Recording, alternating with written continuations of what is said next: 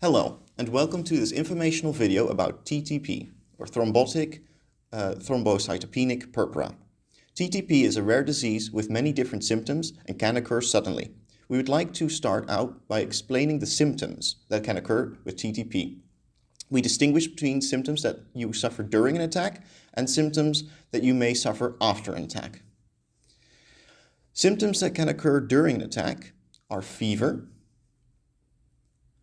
increased heart rate and blood pressure,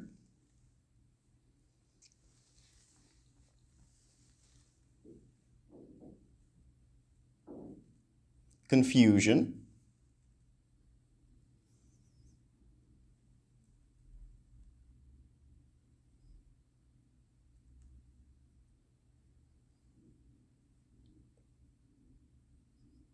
bleeding such as nosebleeds,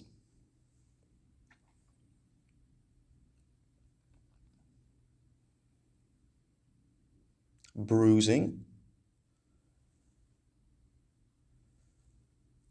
and red and purple spots on the lower legs or lower forearms, which are called petechiae and purpura. Furthermore, you can also suffer from stroke-like symptoms, such as a drooping eyelid, a drooping mouth, or even impaired speech. Examples of symptoms that can occur after an attack are tiredness,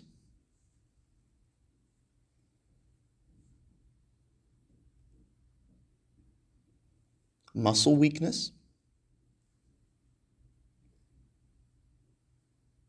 This can go accompanied with pain in muscles and joints. A changed menstrual pattern.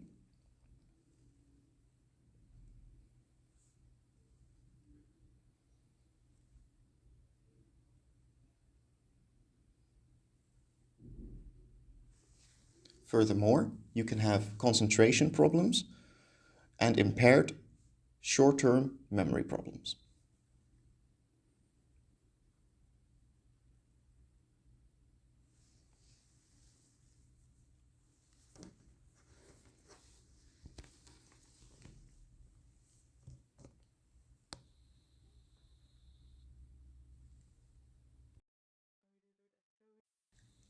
TTP is an autoimmune condition, which means that the immune system is confused and attacks the body. In the case of TTP, this is the ADAMTS13 protein, or ADAMTS13.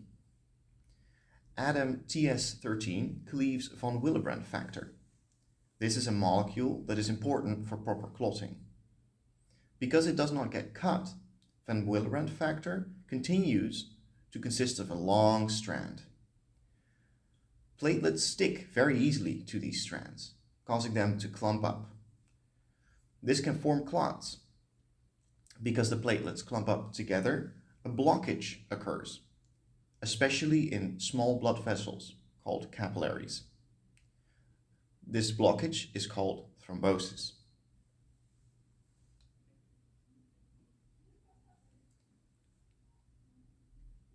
Thrombosis can cause pain in, for example, joints, but it can also lead to blood in your urine.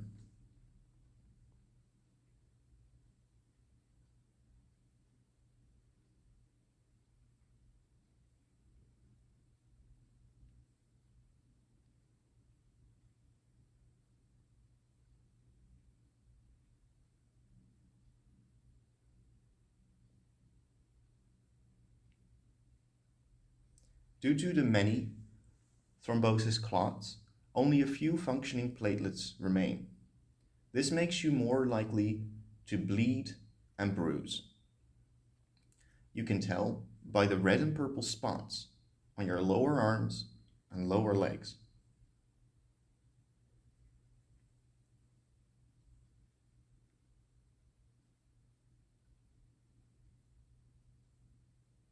Women, people suffering from SLE or lupus, HIV patients, or pregnant women are more likely to develop TTP.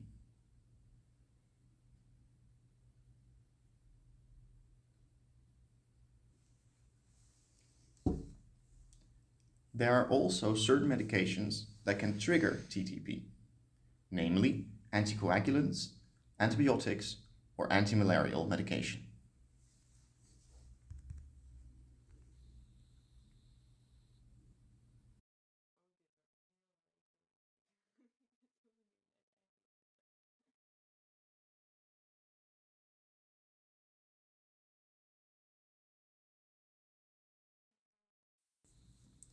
Specific information and tests are important for TTP to be diagnosed. First, a conversation with your doctor in which the doctor asks about your complaints, past illness, and medication will give a general overview. The doctor will then perform a physical examination. The doctor looks in particular at the severity of the bleeding and any neurological symptoms, such as numbness. The doctor will also test your blood.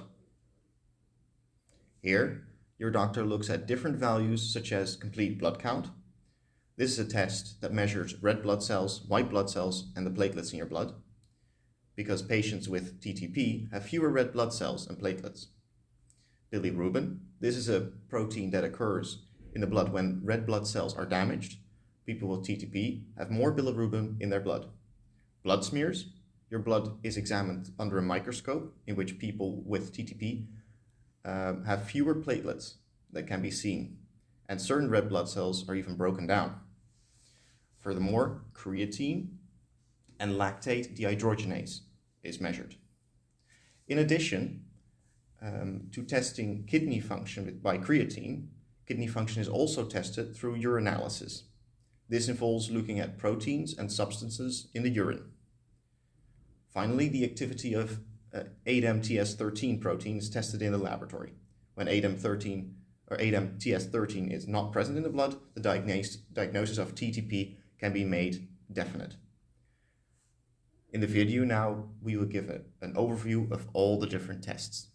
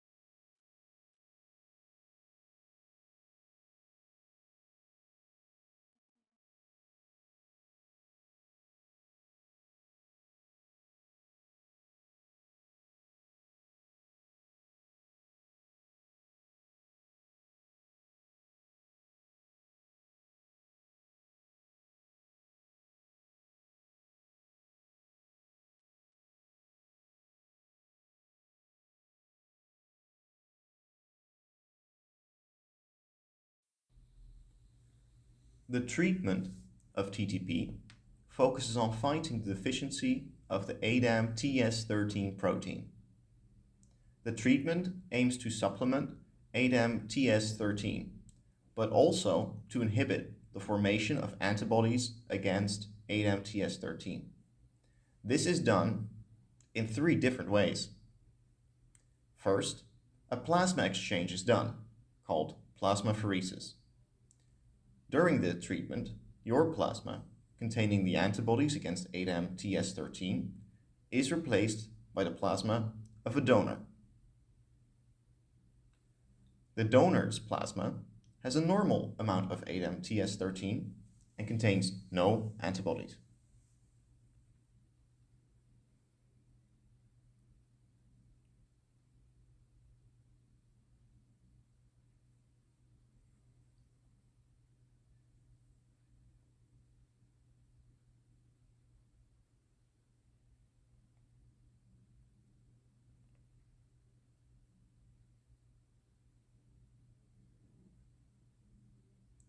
in addition to plasmapheresis, prednisone and caplacizumab are given.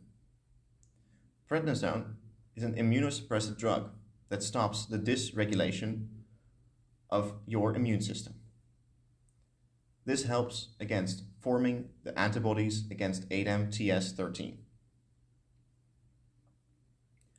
Caplacizumab ensures that platelets can no longer stick to van Willebrand factor, the bead chain that we've shown before.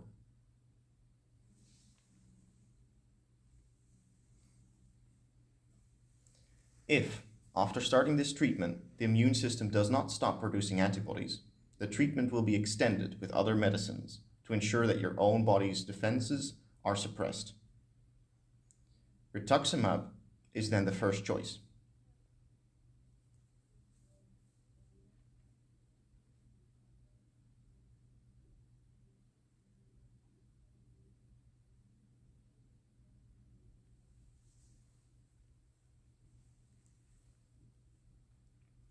If all these treatments do not work, or if TTP keeps coming back, the doctors may consider removing your spleen, because this organ plays an important role in the breakdown of red blood platelets and the body's own defenses.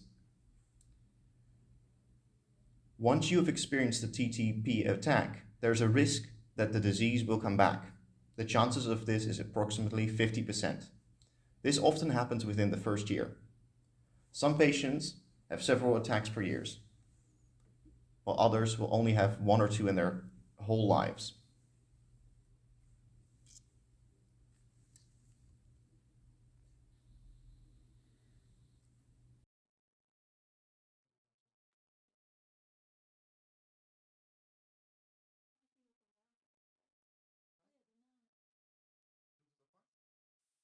This presentation was made by Anne Dijkstra, Britt Jansen, and Constantijn van der Wegen. Thank you very much for listening.